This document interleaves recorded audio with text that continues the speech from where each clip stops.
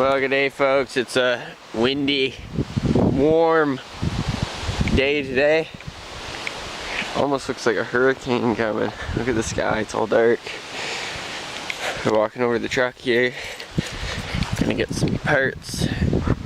Owner's manual for the bike. Trying to find some valve clearances.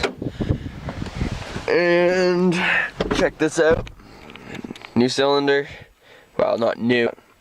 Bored out cylinder, new piston, new rings, new wrist pin, all that good stuff. Move this over here. Nope. Yes. The owner's manual. Now all I gotta find in here is valve clearance. Alright, there's the bike, got a new bumper in the back, head gasket, base gasket, gotta pull the air box and all that off, so the snorkels, all that stuff, and then I can throw everything on there. First thing I gotta do is clean this up because I wire brushed the bottom half of the cylinder. Now I gotta do the head. At least a little bit, try and clean it up a little bit. And then I gotta do the actual top valve cover that sits on top of that. So I'll get those all cleaned up and get back to you. Valve cover, clean as I'm gonna get it. The head, clean as I'm gonna get it. Alright, got everything cleaned up. Now I gotta get this tiny little O-ring down inside of there out, and I have one to replace it right here. So I'm not quite sure how I'm gonna get that out, but take a screwdriver, see if I can get it out of there. New O-ring on, new base gasket on. Alright, I got the cylinder sitting right there. Now all I gotta do is somehow lift this fucker onto there. Oh, can't see. Onto there. And it was a bitch to get off, and it's gonna be a bitch to get on. So I don't know where to set the camera.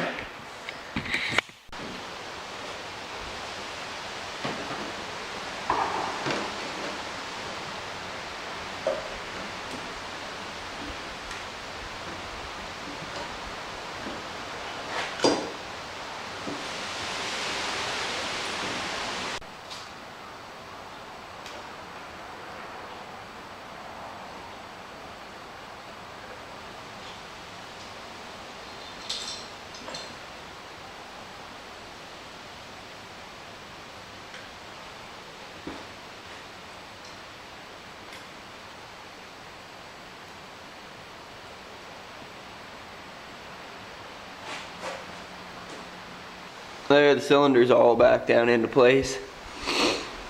All I gotta do now is put my timing chain guard in, put the head gasket on, put the top end back on. Coming along nicely. I got the head back on. Haven't put any bolts in it or got it flush down on there yet. Trying to do the timing right now. I got the top dead center down there. Checked with the screwdriver and the piston. The piston's at the top. Right now I gotta figure out how this cam goes in there because there's grooves on it. And look at this, there's a groove there, and then there's a groove there. But then I've timed these before and I've timed them up with the bolts. Alright, here we are a little while later. Got the top end all back together. So what I'm doing is you gotta start her up and let it idle for like 30 minutes or something like that. And then once it gets hot, you shut it off and leave it for 3 hours, 3 to 5 hours.